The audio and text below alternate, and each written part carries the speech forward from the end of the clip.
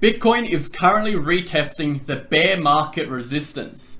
Are we going to see a break out of the bear market, or will we see a steep rejection towards the downside? We're going to go ahead and take a look at some technical indicators as well as do a structural analysis on multiple timeframes today, including the macro, to take a look and hopefully answer that question. Okay, welcome back to the channel, guys. Thank you for tuning into today's video. We're going to go ahead and take a look at Bitcoin today with two main questions we're going to be focusing on. Number one is, are we going to be breaking out of this ascending trend line? And if we do, at what point, at what trigger point will confirm this breakout and a continuation to the upside?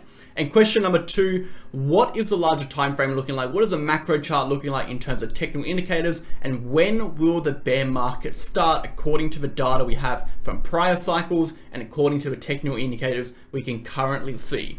So without further ado, we'll go ahead and get stuck into it. Remember to smash the like button, comment below, leave a subscribe on the channel if you are interested. We do daily content just like this, focus on the data, the charts, the analysis, no bullshit, no sugarcoating, telling you exactly how it is. And of course, join our Telegram channel. The second link in the pinned comment, get access to our updates, news events, charts, analysis, videos, and so much more. If you're interested in joining in the Crypto Academy and learning how to trade, you can go ahead and contact us via the email below. Let's get into it. We'll start with the market data.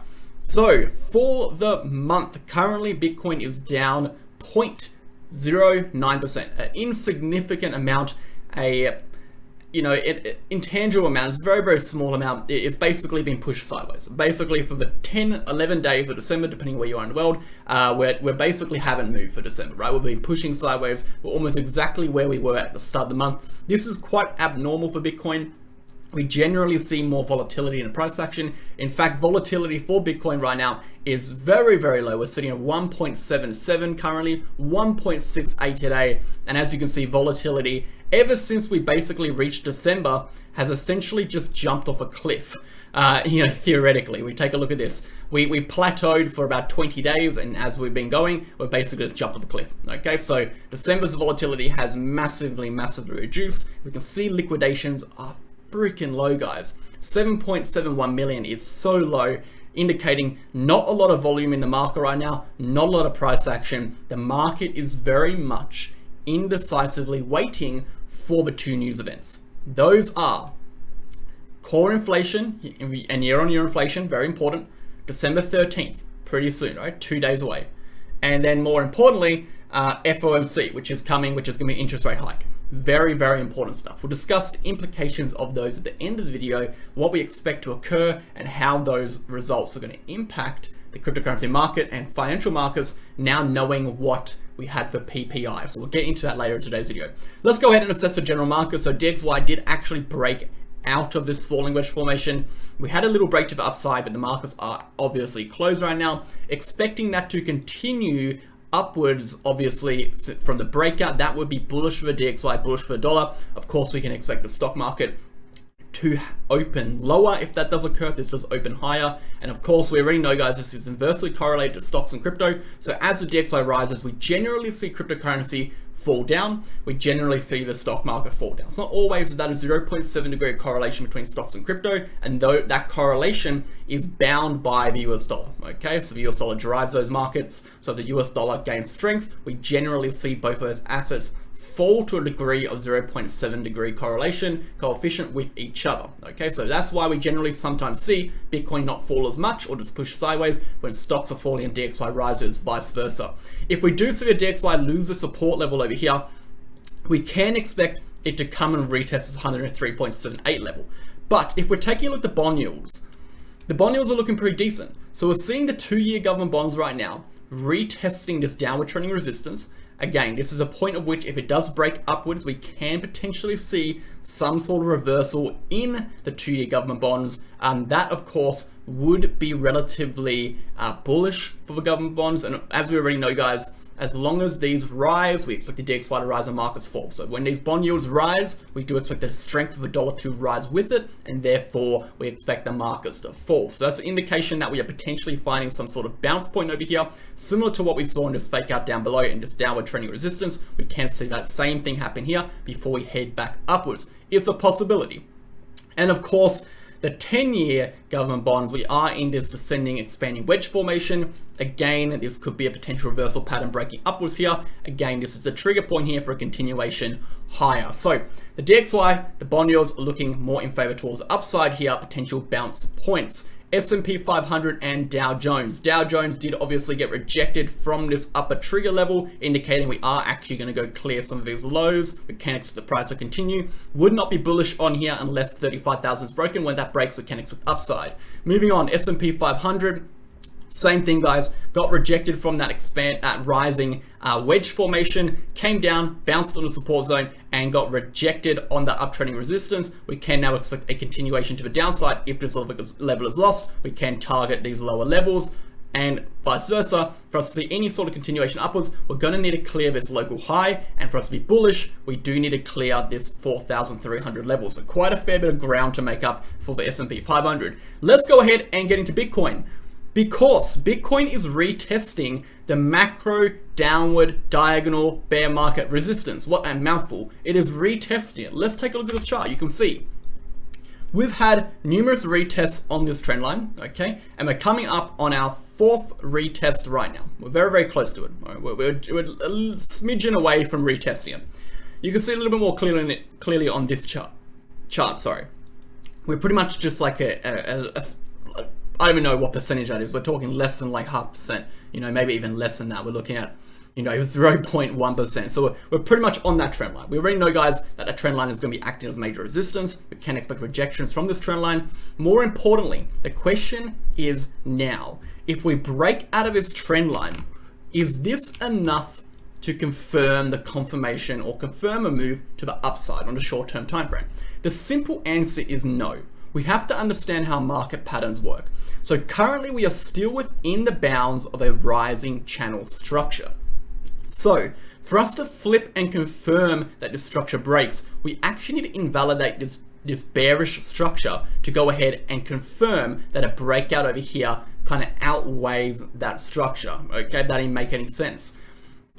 Price action moves in certain structures, and those structures break and then develop into new structures. They break and develop into new structures. Price will consolidate, create new structures. It moves from structure to structure. So what we're seeing here is a rising channel. We're seeing a descending trend line that goes within that rising channel. What does that mean? Well, it means this area here is going to act as a temporary resistance or block for the next swing high to occur, still within the bounds of this rising channel. Meaning, although this downward descending resistance is crucial, the fact that the price action still remains in this descending or this rising channel, it means we still do have a downside bias. Adding on to that, for us to see any sort of continuation upwards, we do need to break through our horizontal resistance zones. Our horizontal zones are always going to be more significant than our diagonal zones, okay? Keep that in mind. So horizontal levels being this upper resistance on November 10th, 12th at 17,400, and that retest point again on the 5th of December. For us to see any sort of move towards the upside that's going to sustain, we do need to see a break over here. Consequently, if we do retest that level, we will have broken out of this descending resistance. And we'll get to the macro chart and talk about this descending resistance later in the video, and we'll talk about how that is not just all the information we need to see a macro reversal. We need to see a lot more, particularly from a technical standpoint and a structural standpoint. But let's go ahead and talk about the upside structural standpoint now. So if hypothetically we break up here, we break through this level, the next target is of course is 18,172 to 18,600 level. We do have to keep in mind that this ascending channel is going to cross within that, acting as a major rejection. Not only do we have this horizontal rejection point, which is a major horizontal rejection point, but we have our diagonal rejection point, which constitutes that descending or that rising channel formation over here. So from a structural standpoint, we have diagonal and horizontal resistance above us. Now this horizontal resistance is no small resistance. This horizontal resistance spans all the way back to the June bottom 2022, 5 months ago, guys. You know, this resistance has spanned 4 to 5 months all the way to November, and we're going to possibly retest this if we break to the upside. I've said it once and I'll say it before. For us to become any sort of larger time frame bullish, we need to invalidate this entire price zone which occurred below this June bottom. This whole area here needs to be deleted, and we need to get back above this major resistance for us to start building any kind of macro bullish strength. So let's take a look at that on a larger time frame. What will that actually look like? So to define what that is going to look like, we need to do two things. We need to go ahead and input some really key macro horizontal levels. And those are, of course, our yearly bottoms. So we can go ahead and put that in. Our yearly bottom resistance for Bitcoin is sitting around 30,000, okay? That is that yearly bottom. We're not going to worry about anything above that. Moving from there, we have a very clear and very important resistance zone just below. This is a resistance zone that we retested a little bit in August. This is that crunch zone right over here, which was in December 2020. This one final area of consolidation before we broke to the upside and we saw our first leg of that bull market rally occur. Okay, that was when the bull market really kicked off. So we do have that resistance zone over here, and as you can see, we had a few retests and rejections from this level, as well as a consolidation within there, which we failed to break upwards from and actually got heavily rejected. So that zone is acting as a pretty major resistance. Along from there, we obviously have that bottom we were talking about, that massive support level sitting around about this level, which is more of a horizontal zone between 18,600 and this low 18,000 region. And again, we have our VRPV on the smaller time frame over here. If we go ahead and change this row, we can see the POC level sits at this 19,000-ish level. So we're going to get rid of that. What we do see, for us to see any sort of upward bullish momentum from a horizontal standpoint and from a structural standpoint, we're going to need to break through these three horizontal levels. This diagonal level will consequently break if we do retest those to see a swing high, okay? For us to break through here, it's going to take a lot of volume, but as you can see on the VRPV, when we do break through here, we have a very big gap in the market, meaning that if we do break upwards, we are going to shoot back to this yearly retest, this yearly bottom for the bull market. And again, that's when we're going to start building bullish strength. So at what point are we going to flip macro bullish? Let's take a look at structures. Just like we did structural analysis on a small time frame, we can do a structural analysis on the larger time frame. For us to turn more bullish, meaning confirming the bear market is over. And just remember, this process can take a long time. Generally, we push sideways, so quite a fair bit of time in the bear market, and in the bull market start and bear market bottom. We'll show you at the end of the video a chart to explain that. But generally, this process takes some time. It's not going to happen in a week. It generally takes some time. But we do expect, if we do break out of this falling wedge pattern here, we are consequently breaking out of its three horizontals and pushing upwards. A measured move from this wedge can potentially take us as high as this mid-level here, retesting 28K. So we'll be breaking through these horizontals, and again, if that measured move is correct, it can take us up to this 30K level. So to the upside, guys, I wouldn't even be macro bullish until we start to see some of those upper horizontal levels break. It's very easy, guys, to get caught up on the short-term price action, particularly when there is very little price action overall. When the market isn't moving much and we're just consolidating, it's very easy to just get locked in and drawn into what's happening on the short term, because it feels like that's the only thing that's important.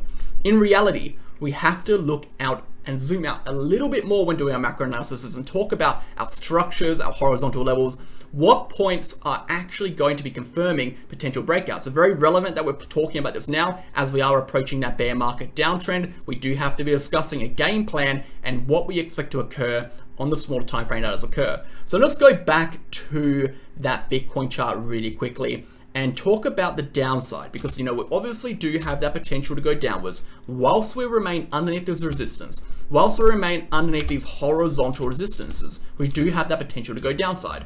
And I'll argue that even if we break through this level, until we clear this upper zone here, this resistance point from this June, this 4 to 5 month long resistance, we still have a massive potential to come back down. It is still very viable, or we could see a push to the downside before we see that retest back up, okay? All of these scenarios are viable.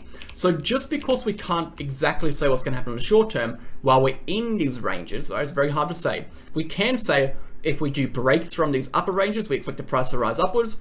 Okay, there's upper triggers over here. If we break from these lower triggers, we expect the price to go downwards, and we do have our diagonal and horizontal trigger points that we can look for those confirmations of those moves. Anything else is gambling right now. You have to be very much aware.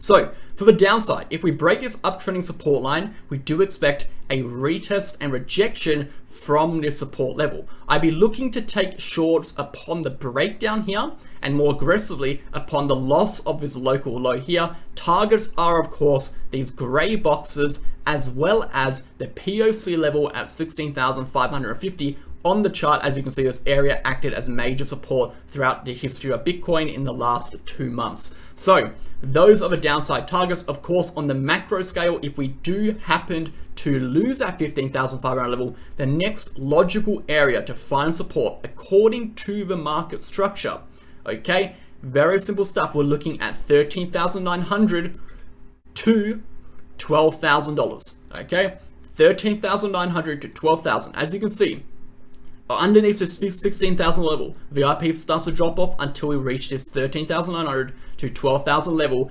indicated by the upper high of June 19, as well as the rejection high of August 20. This constitutes a support resistance zone, a incredibly strong one, probably the most important and strongest one we do need to actually remain above.